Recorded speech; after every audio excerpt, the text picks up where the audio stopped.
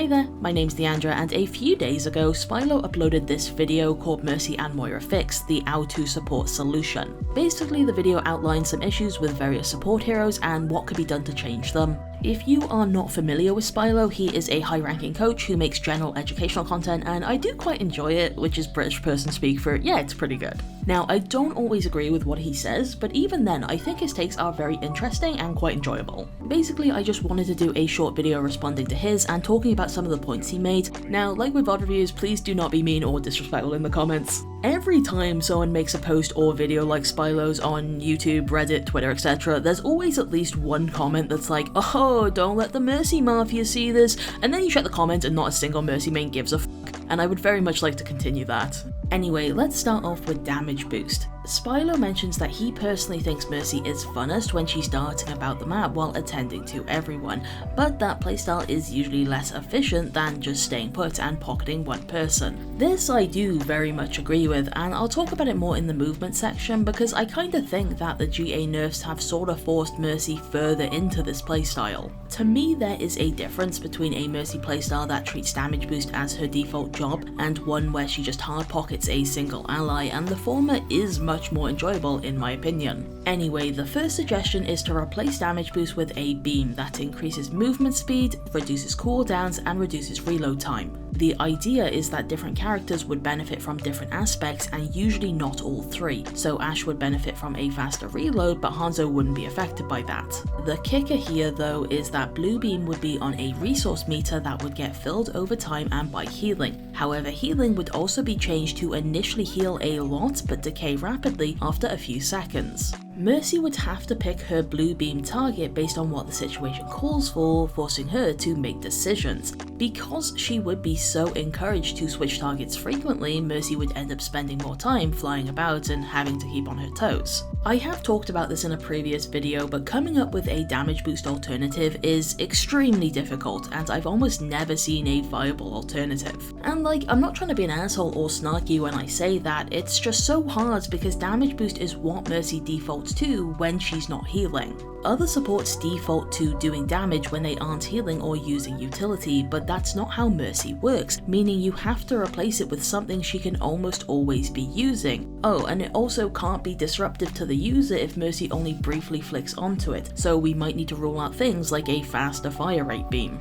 I have heard all three of these suggestions in the past for standalone beam replacements, and I'd always be wary of them because again, a flickery speed boost beam might just end up being a more jarring Lucio. As for a beam that reduces cooldowns, well, what does Mercy do when her target is full health and there's no cooldowns to reduce? That's why I do want to give big props for a beam mode that does more than one thing. A lot more effort and thought has gone into this idea than the usual stick of fuck it, give Mercy anything, I don't care, just get rid of damage boost. So personally, I firmly do not want damage boost replaced. However, if Mercy had to be reworked, my reception would be based around how much downtime she now had. A beam mode with 3 different buffs and a brief strong single target healing could actually be engaging enough to support a really nice gameplay loop, or it could end up with Mercy not having enough to do, meaning she'd likely default to her pistol in the downtime, which is something I absolutely do not want from her. Tragically, my brain is just a bit too pea-sized to really think about how this would play out, but I will say this is one of the only damage boost replacement ideas I've heard that I didn't instantly despise. You would have more reasons to blue beam your other support since they would have important cooldowns, movement speed could help tanks like Reinhardt. I'm not sure I would want these changes, but I can absolutely see some potential with them. One thing that I do think is worth noting though is that Mercy is supposed to be a pretty simple hero that's very beginner friendly, and that's not a bad thing even though it means she's easier to play than other characters. These ideas would make her a lot more complex, which isn't a bad thing either, but Blizzard might not be a fan of that. Anyway, let's move on to movement. The thing with ideas like Spilo's damage boost replacement is that if you want Mercy to be a mobile triage healer, then she needs to not be bogged down when trying to move about.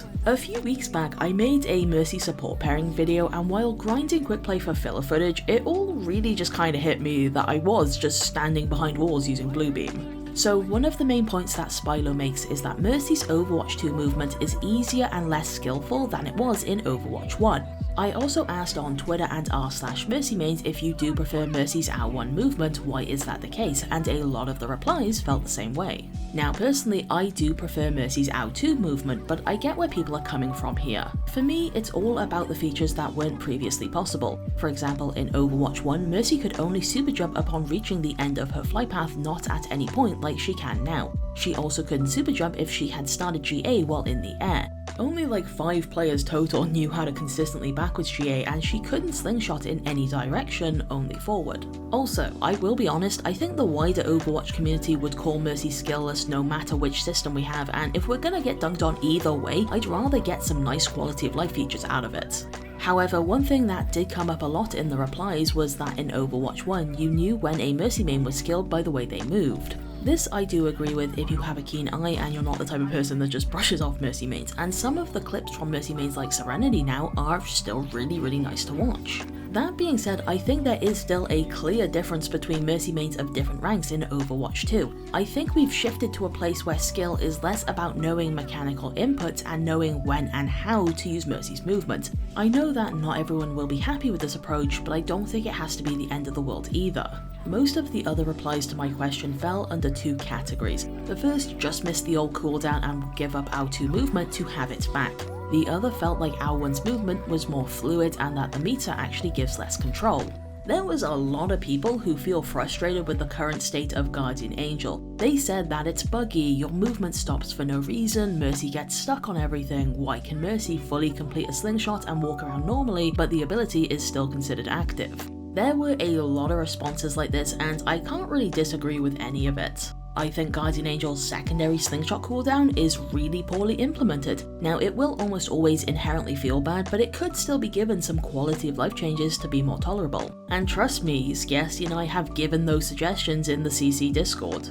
Before I made my Twitter post and Reddit thread, I didn't really understand why people wanted the old movement back, and now I do get it completely, even though I still don't fully agree. Basically, where I'm at now is that I don't think Mercy's Overwatch 2 movement lowered her skill expression in a way that is worth worrying about. In fact, I think the multi-directional slingshots added depth and allow for some really interesting plays. I do however think that the nerfed cooldown for any movement more complex than a plain Guardian Angel or one that was cancelled, along with the clunkiness that it brings, does lower skill expression, because you lose a lot of micro movements that would help separate a good Mercy from a great one. That being said, it would be in bad faith of me not to acknowledge that omnidirectional slingshots, high vertical control and ability to super jump at any point during the flight path could be considered busted on a short cooldown, or at least extremely difficult for the average player to counter.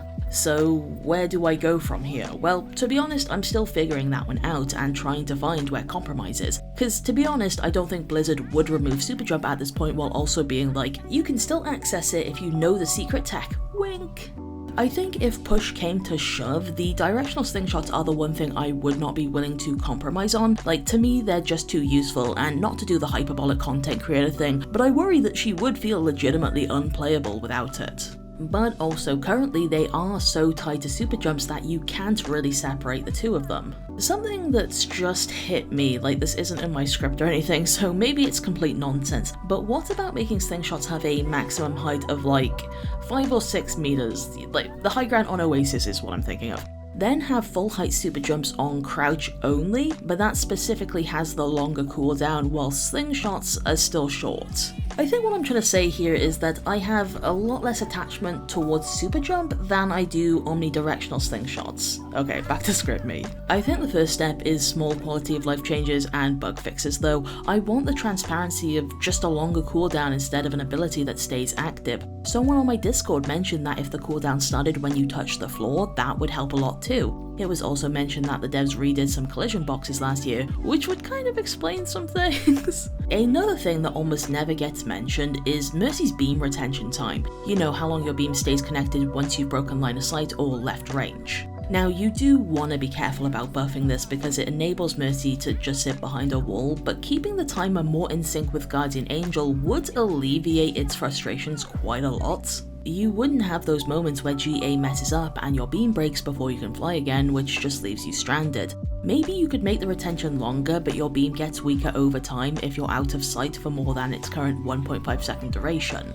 Something that I do find really bizarre is that we still have the Season 3 change where backwards Guardian Angels are slower than forward ones, but there's nothing stopping you from just turning around, apart from having to take your eyes off the team for a moment. And like, this decision between speed and awareness can matter and can be important, but all it really does is just hurt console players. It also just kind of feels like the devs forgot about it rather than they want us to make the decision. Spilo did throw out a list of weird ideas like making GA more like Moira's Fade or Echo's movement with a 6-second cooldown. It's an interesting idea, but it makes her less unique, so I'm not super into it. I like that GA gets to have a shorter cooldown than other mobility options but is more restrictive, although that gap between it and others is smaller now. There was also this idea about a more powerful bonk or zap like a taser on her melee ability to maybe lead into offensiveness there rather than her pistol. I actually really like this idea because Mercy can melee during Guardian Angel, but there's often no reason to do it because you get the beam break and shouldn't be near enemies. Also, the crackheads that play Mercy boxing would actually be terrifying.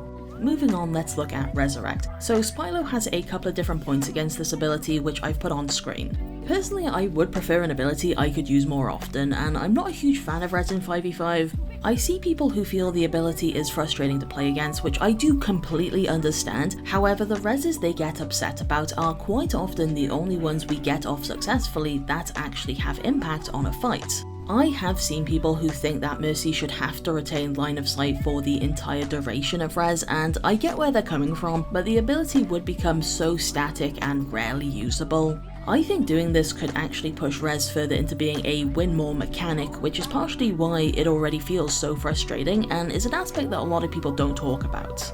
I know when it comes to balancing stuff, you can't only take into consideration the opinions of people that play the character, but I really do hope the devs consider the Mercy main experience in regards to the line of sight thing, because I would much rather they just replace Res than remove the LOS aspect. Anyway, let's get back on topic. So Spilo offers a couple of different ideas for what could be done with Resurrect. Idea number one was to make it an ultimate, which immediately I'm not into, but let's hold our horses here. So this idea is to make Resurrect a skill shot projectile like Suzu. It would not cancel GA and could even reset it, but the projectile could miss and be blocked by shields.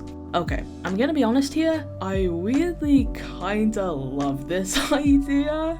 If there is one thing Blizzard does well, it's making skill shots that feel good to use. I like this because it retains Mercy's ability to convert crazy movement into successful reses while also increasing the skill needed to do so and offers additional counterplay. I personally still would not want this as an ultimate, mainly because I think one person Resurrect as an ult is very boring, but this is super quirky and creative and I do like it.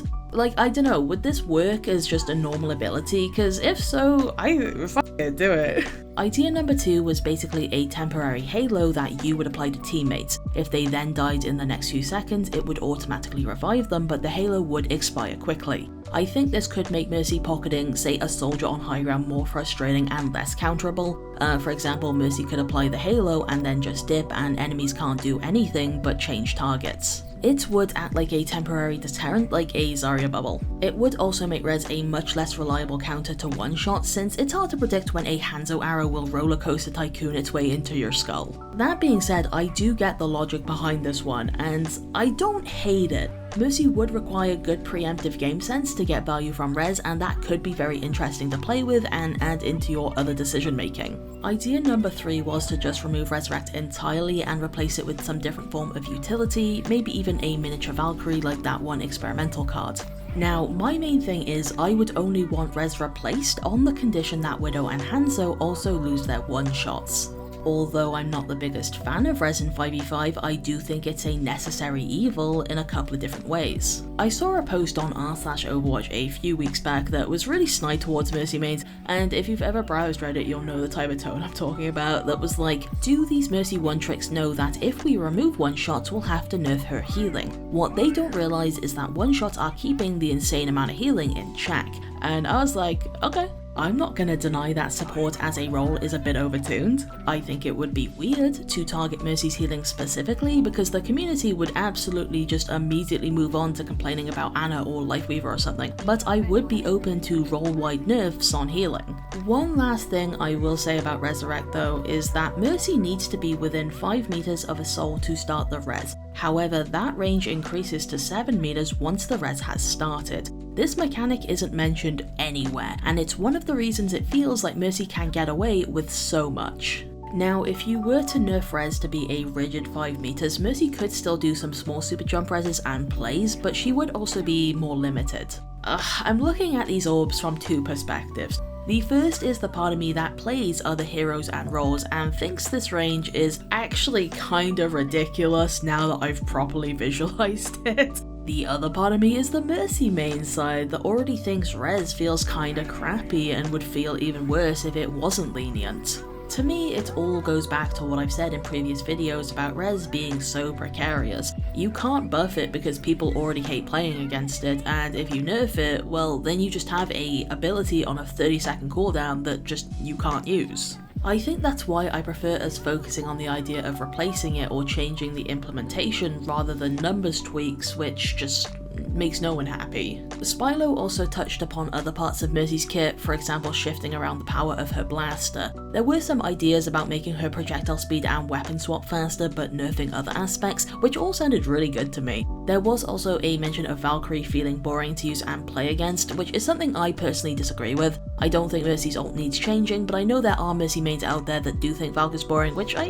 get. But yeah, that's all from me. I really wanted to take a little break from making guides because they're getting so much longer now that we have 38 heroes and I just need to adjust deadlines or something. Thank you so much for watching and have a nice day.